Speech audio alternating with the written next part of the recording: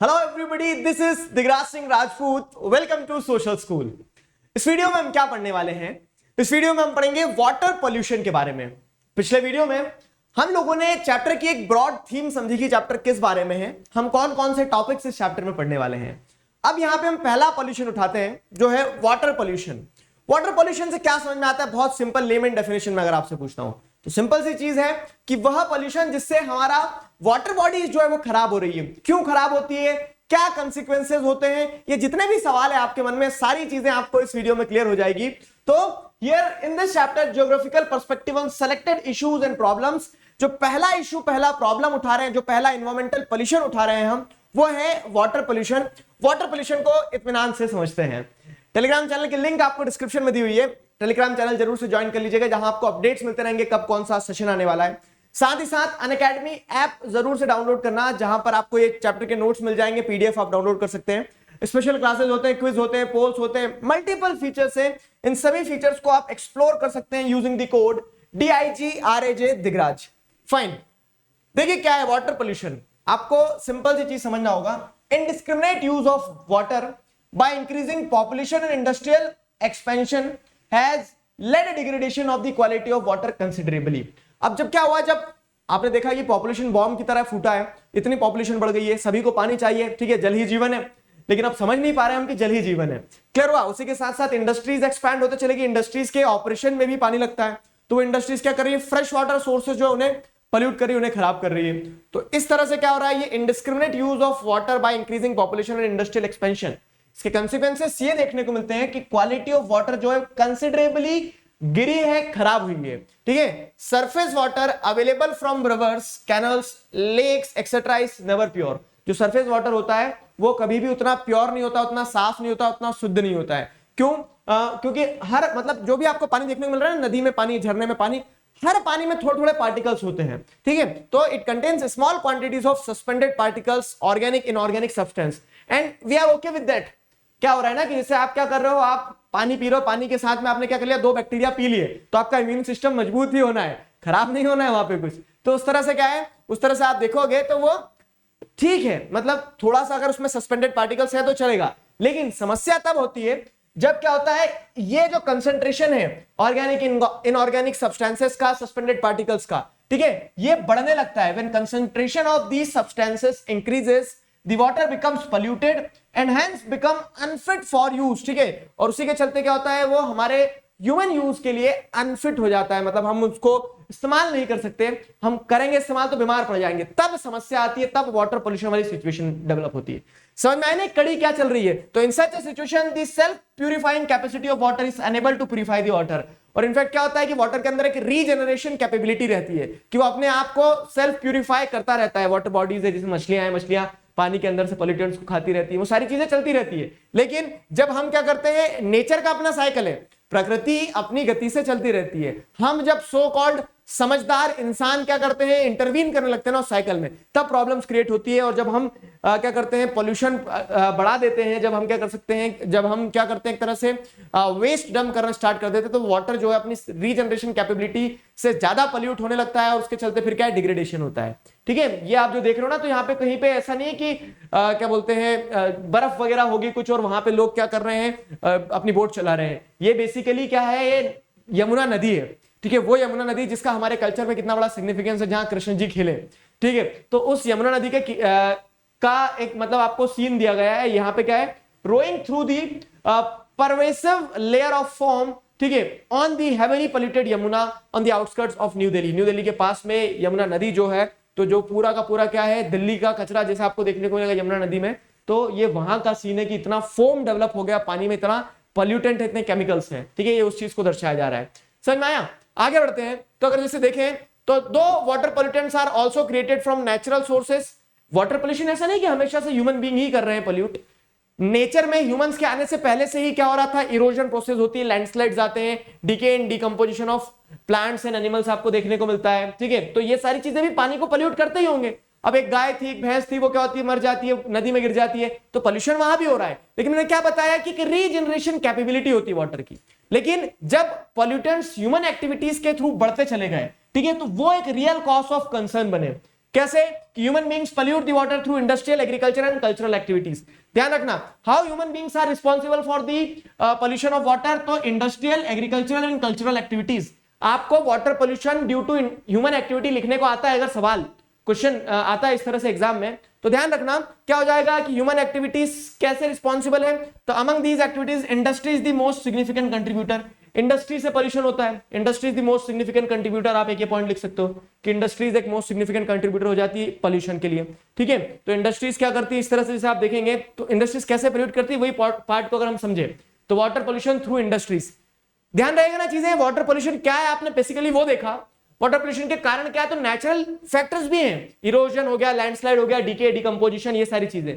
लेकिन human activities are the real cause of concern, और human activities में भी इंडस्ट्रियल, एग्रीकल्चर और कल्चरल एक्टिविटीज है, ठीक है। इंडस्ट्रियल, एग्रीकल्चर और कल्चरल एक्टिविटीज। अब इंडस्ट्रियल एक्टिविटीज से कैसे पोल्यूशन होता है, यू ऑल नो दैट, ठीक है। आप सभी को बेहतरीन तरह से पता है कि हम जब इंडस्ट्रीज लगाते हैं तो इंडस्ट्रीज पोल्यूशन का कारण कैसे बनती है। तो industries produce several undesirable products including industrial waste, polluted wastewater, poisonous gases, chemical residuals, numerous heavy metals, dust, smoke, etc. तो इंडस्ट्री से ये सारी चीजें प्रोड्यूस होती है। आपको पता है कि इंडस्ट्री जब ऑपरेट करती है तो वो आपको बना के एक प्रोडक्ट देती है, इस प्रोडक्ट को बनाने में कितना ही वेस्ट भी रिलीज करती है, और वो वेस्ट रिलीज होने के बाद में जब हमारे पास आता है, हमारे पास कैसे आता है, मतलब पानी के रास्ते आता है, नदियों में डंप कर दिया जाता है, तो वो पॉल्यूशन क्रिएट करता है। तो इस तरह से वाटर पॉल्यूशन थ्रू इंडस्ट्रीज आपको समझ में आ रहा है। Most of the industrial waste are disposed of in running water और लेक्स, ठीक है। तो अब आपको क्या देखने को मिल रहा है कि अधिकतर जो आपको इंडस्ट्रियल वेस्ट देखने को मिल रहा है तो ये रनिंग वाटर और लेक्स में डाल दिया जाता है। Consequently, the poisonous element reach the reservoirs, rivers and other water bodies which destroy the biosystem of these waters, ठीक है। तो वो क्या होता है, consequently आपको ये देखने को मिलता है कि पूरा का पूरा सिस्टम जो है डिस्ट्रॉय हो जाता है।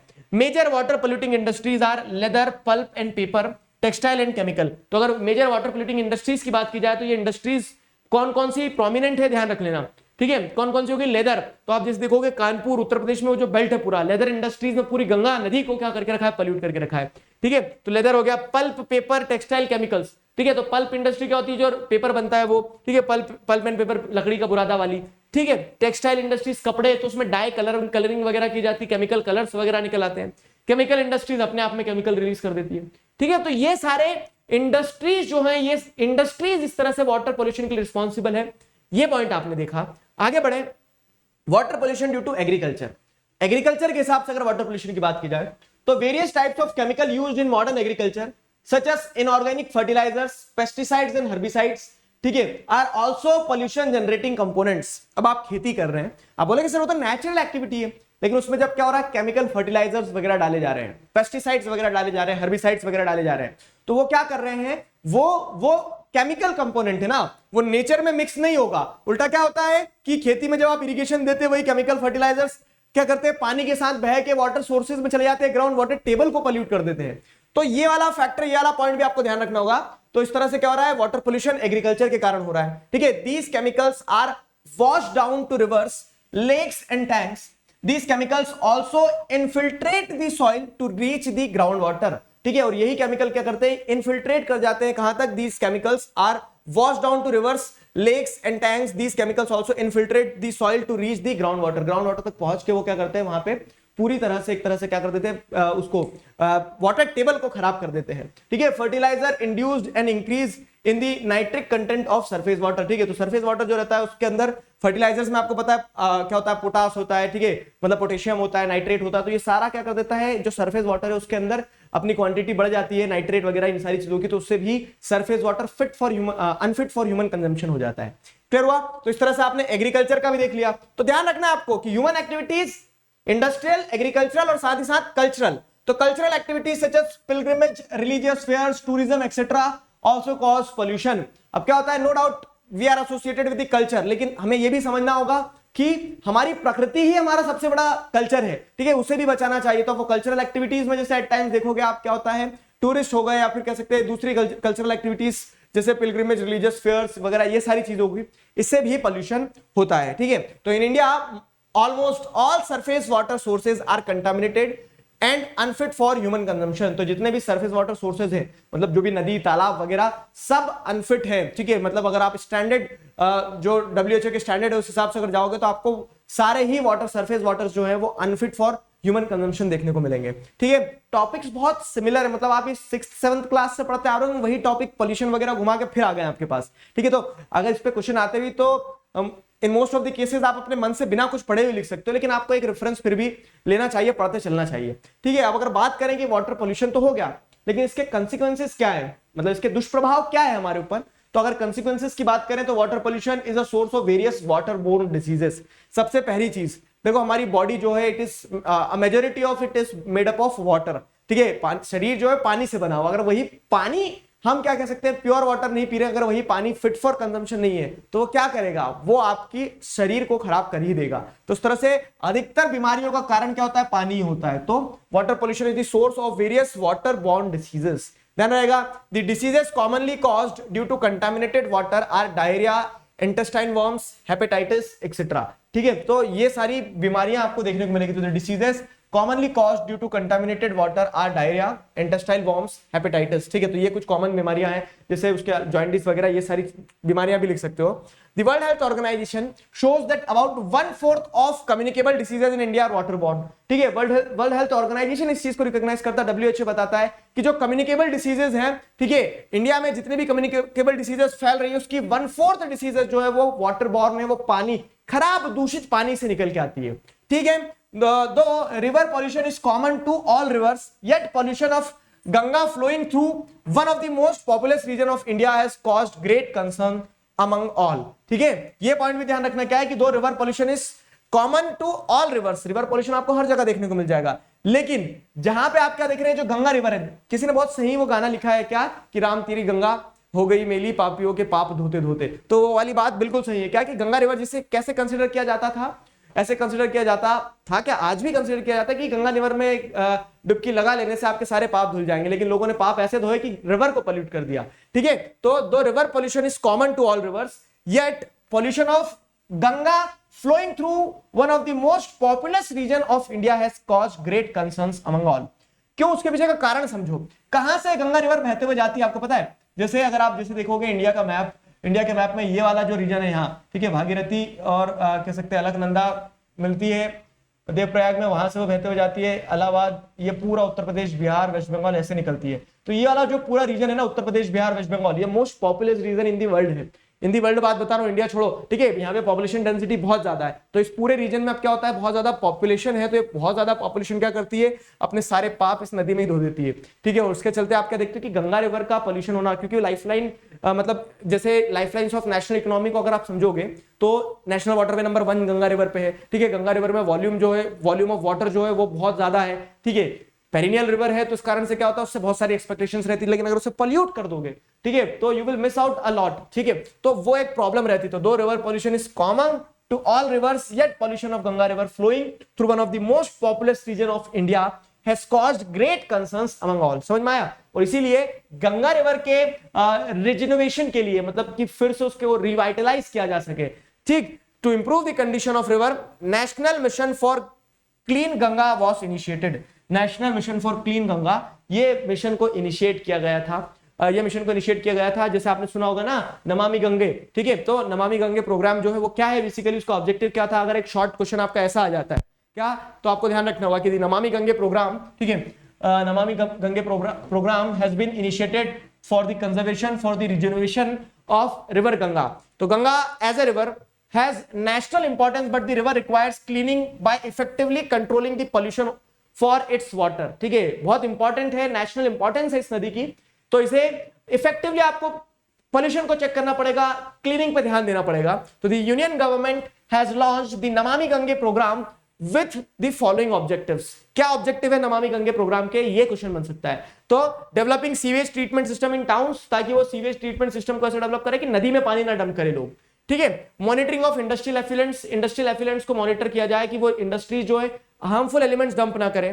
डेवलपमेंट ऑफ रिवर फ्रंट बनाया जाए प्रॉपर्ली, जिस पे आप चेक कर सको कि नदी किधर कहां जा रही है, कैसे जा रही है, कहां कितना उसमें वो कौन वेस्ट डाल रहा है। Afforestation along the river bank to increase biodiversity. ठीक है, बायोडाइवर्सिटी की अगर बात की जाए तो वो जैसे क्या होता है पता है, नदी किनारे अगर पेड़ लगा देते हैं, वृक्षारोपण, तो वो एक बहुत अच्छी मुहिम होती है, जैसे बहुत सारे स्टेट्स में स्टार्ट किया गया था। जैसे मध्य प्रदेश में आप जैसे देखोगे तो क्या है, नर्मदा रिवर के आजू बाजू ये स्टार्ट किया गया था। Afforestation along the bank of bank of Narmada river to increase biodiversity. Clear हुआ? क्लीनिंग ऑफ रिवर सरफेस, ठीक है, रिवर सरफेस को क्लीन करना, ठीक, रिवर सरफेस को क्लीन करना भी इसका एक ऑब्जेक्टिव था।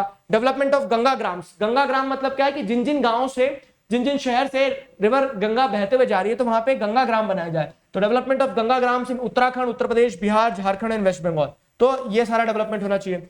Creating public awareness to avoid adding pollutants into the river even in the form of rituals. ये पब्लिक अवेयरनेस डेवलप की जाना चाहिए कि रिचुअल्स के फॉर्म में भी आपको क्या है, ठीक है, उसको थोड़ा जियोग्राफिकल पर्सपेक्टिव से देखो तो क्या है, वो एक नदी है, ठीक है, उस नदी को मेंटेन करना, पोल्यूशन से बचाना, ये भी हमारी जिम्मेदारी होती है, ठीक है। तो पब्लिक अवेयरनेस बनाई जाए कि किसी भी तरह का पोल्यूटेंट नदी में ऐड ना किया जाए। और ये बहुत सी जगह देखो सक्सेसफुल हुआ है। लोग क्या करते थे पहले, लोग ये करते थे कि सारी अगरबत्तियां, सारे नारियल वगैरह सब नर्मदा मतलब नदियों में क्या करते थे, लगा देते थे। तो बहुत सी जगह पे, बहुत सी सिटीज में जो कह सकते हैं रिवर बैंक पे सिचुएटेड है, लोगों ने कैंपेन चलाया कि वो सारे रिचुअल्स के लिए एक अलग स्पेस बना दिया गया, ठीक है। आप जाओ नदी के आगे, हाथ जोड़ो पूरी श्रद्धा से, आप उसको मां मानो, लेकिन उसको पल्यूट मत करो, ठीक है, रिचुअल्स के नाम पे। तो वो सारे ऐसे अवेयरनेस वगैरह डेवलप किए गए। क्लियर हुआ? अब बेसिकली ये आपको एक टेबल दिया गया, ये टेबल बहुत अच्छा टेबल है, देखो। तो यहाँ पे बताया गया है गंगा और यमुना रिवर जो है तो ये मोस्ट पॉपुलस रीजन से बहते हुए जाती है, ठीक है। अब इसके पॉल्यूटेड स्ट्रेचेस क्या है, तो गंगा का अगर स्ट्रेच देखोगे तो down stream of Kanpur, Kanpur चलो हरिद्वार जैसे ऊपर से गंगा आ रही तो ऊपर से कानपुर तक तो फिर भी थोड़ी ठीक रहती है। कानपुर के बाद से ये लेदर इंडस्ट्रीज वगैरह सारा सब कुछ क्या करती है, बहुत ज्यादा पोल्यूशन ऐड कर देती है। तो ये एक पोल्यूटेड स्ट्रेच है, ठीक है। Down stream of Varanasi, Varanasi के बाद फिर मतलब वाराणसी क्या है, रिलीजियस टाउन हो गया, तो वहां से फिर आपको एक स्ट्रेच देखने को मिलेगा जहां पोल्यूशन ज्यादा है। फरक्का बैराज जो है, तो अब ये बैराज है तो यहाँ पे क्या होता है, पानी का डाइवर्जेंस वगैरह और इंडस्ट्रीज वगैरह भी।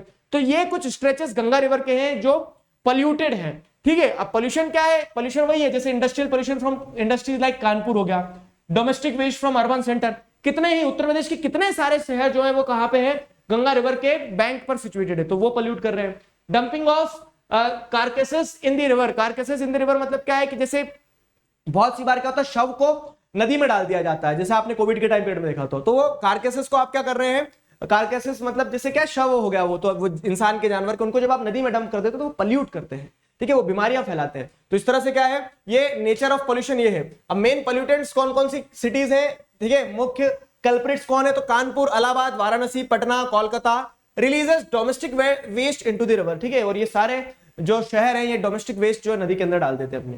वैसे यमुना रिवर की बात करें तो दिल्ली और उत्तर प्रदेश, गंगा उत्तर प्रदेश, बिहार, वेस्ट बंगाल से बहते हुए जाती है, और यमुना दिल्ली और उत्तर प्रदेश से बहते हुए जाती है, ठीक है, दिल्ली और उत्तर प्रदेश से बहते हुए जाती है। जैसे अगर आगे बढ़ते हैं यहाँ पे, तो Delhi to confluence with Chambal, Madhya Pradesh से एक रिवर बह के जाती है चंबल, ठीक है, जो कह सकते हैं कौन सी, ऐसे बहते हुए जाएगी तो उसकी राइट बैंक ट्रिब्यूटरी है, ठीक है, राइट बैंक ट्रिब्यूटरी है यमुना रिवर की। यमुना रिवर में जब मिलती है तो Delhi to the confluence of Chambal, अब चंबल क्या थोड़ा फ्रेश वाटर डाल देती है तो वहां से पोल्यूशन कम दिखने लगता है, लेकिन दिल्ली से जब यमुना रिवर निकलती है तो वो पूरी काली दिखती है एकदम, ठीक है, तो पहचान में नहीं आती। तो इस तरह से वो वाला एक स्ट्रेच बहुत ज्यादा पोल्यूटेड है। फिर मथुरा से आगरा के बीच का जो स्ट्रेच है वो भी बहुत ज्यादा पोल्यूटेड है। तो इस तरह से ये पोल्यूटेड स्ट्रेचेस बताए यमुना रिवर के।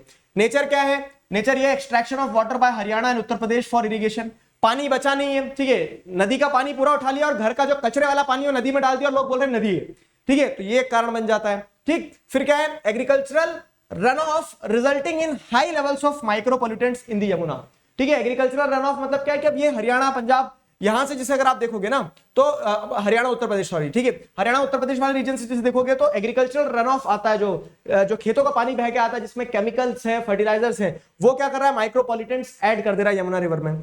Domestic and industrial waste of Delhi flowing into the river, अब दिल्ली के लिए क्या हो गया, दिल्ली के लिए एक डंपिंग यार्ड टाइप से हो गई यमुना, तो बहुत सारा वो पूरा वेस्ट यहां पर डाल दिया जाता है, ठीक है।